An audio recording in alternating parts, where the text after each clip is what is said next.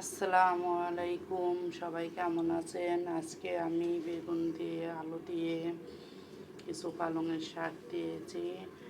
এখানে পুঁটি মাছ দিয়ে চচ্চড়ি করব, আর কিছু বেগুন ভাজি করব।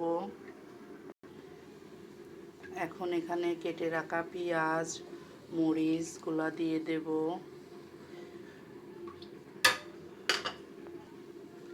এখানে দিয়ে দিলাম হলুদের গুঁড়া, মরিচের গুঁড়া, ধনিয়ার গুঁড়া, লবণ দিয়ে এটা এখন ভালোভাবে হাতে মাখিয়ে নেব। এখানে কিছু জিরা বাটা, রসুন বাটা দিয়ে দিলাম। দিয়ে এখানে এখন পরিমাণ মতো তেল দিয়ে দেব। এটা এখন ভালোভাবে হাতে মাখাবো। হাত দিয়ে মাখানো আমার হয়ে গেছে। এখন মাছগুলা দিয়ে দেব। দিয়ে মাছগুলো এখন আর একটু মাখিয়ে নেব।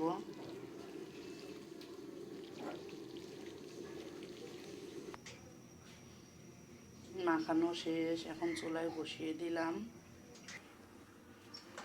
এখন বেগুনগুলা মাখিয়ে নেব। এখানে দিয়ে দিলাম লবণ, দিয়ে দিলাম মরিচের গুঁড়া, দিয়ে দিলাম হলুদের গুঁড়া, দিয়ে এখন বেগুনগুলা মাখিয়ে নেব।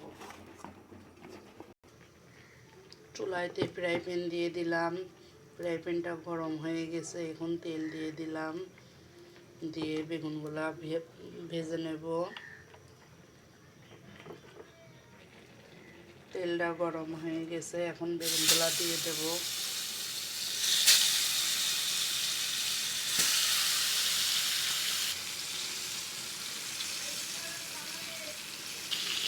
বেগুনগুলা এক সাইড হয়ে গেছে, এখন উল্টিয়ে দেব।